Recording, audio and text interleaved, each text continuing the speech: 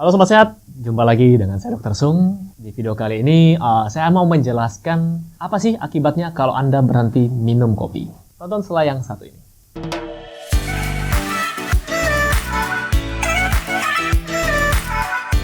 Sobat Sehat, sebelum saya mulai video ini, buat Anda yang sedang mencari produk-produk yang mendukung gaya hidup sehat, seperti suplemen, vitamin, mineral, atau apapun itu yang mendukung gaya hidup sehat, silakan kunjungi boxsehat.com. Di sana ada beberapa pilihan produk-produk kesehatan yang mungkin cocok buat Anda.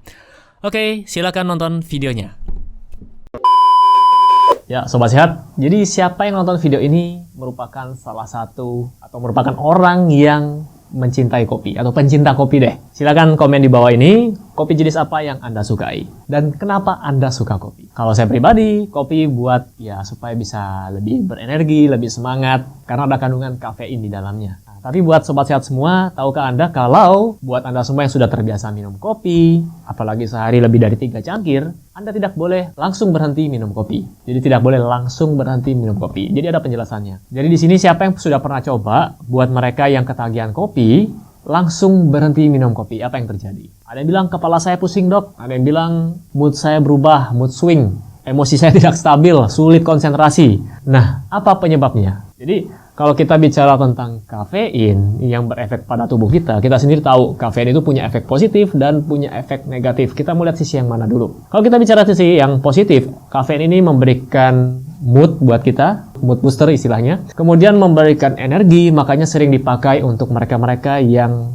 pre-workout. Jadi mengkonsumsi kopi dulu. Nah, kemudian kafein juga ini merupakan antioksidan. Kita bilang sisi baiknya dulu. Sisi negatifnya adalah kafein ini buat orang-orang tertentu yang memiliki sensitivitas. Kafein ini bisa memberikan denyut jantung yang tidak beraturan atau kita sebut dengan aritmia. Kemudian hipertensi. Jadi orang-orang hipertensi atau darah tinggi hati-hati mengkonsumsi kafein.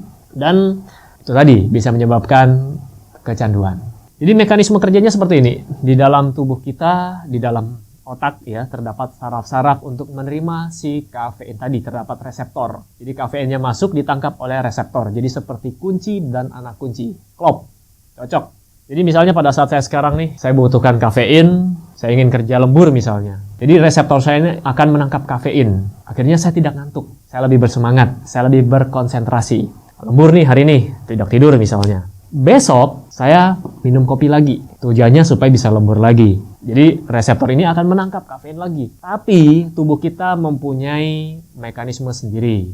Ya, mekanisme untuk bertahan.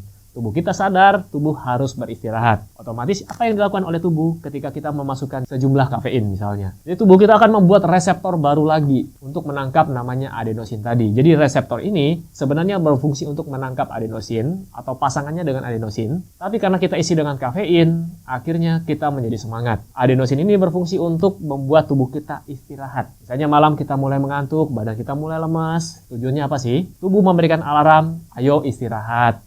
Nanti besok kerja lagi, seperti itu. Tapi ketika tubuh ini diisi dengan kafein, maka adenosin tadi akan rebutan tempatnya dengan kafein. Kurang lebih seperti itu. Ya, kayak kursi pejabat lah, atau kursi apa gitu. Jadi harus rebutan, dan dimenangkan oleh kafein. Tapi tubuh akan membuat reseptornya lebih banyak. Akhirnya adenosin pun bisa terisi. Itulah sebabnya orang mungkin terbiasa minum 1 gelas kopi, akhirnya tidak ngefek. Naik lagi 2 gelas, 2 cangkir, 3 cangkir. Akhirnya tubuh mempunyai batas juga, mempunyai limit. Dan ketika Anda berhenti total konsumsi kafein, reseptor tadi yang sudah banyak jumlahnya, akhirnya akan menangkap adenosin yang begitu banyak. Dan tubuh Anda serasa kok lemes ya, kayak habis dipukul orang, ngantuk, dan sebagainya. Jadi itu alasannya kenapa Anda harus melepas kafein bertahap. Istilahnya kalau kita di dunia medis kita sebut dengan tapering off. Sama seperti orang yang menggunakan steroid misalnya. Jadi tidak boleh langsung dilepas total. Nah, para perokok juga seperti itu. Jadi karena otaknya sudah terbiasa menerima bahan aktif tadi kayak nikotin atau kafein, itu harus dilepas bertahap agar badannya tidak kaget. Oke,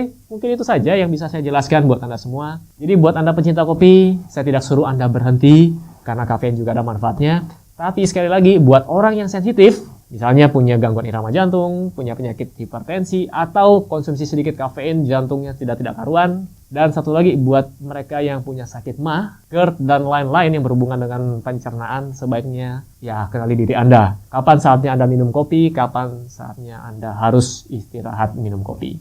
Oke, Sekian informasi yang bisa saya berikan. Saya doakan Anda semua tetap sehat. Dan sampai jumpa di video saya selanjutnya. Salam hebat luar biasa.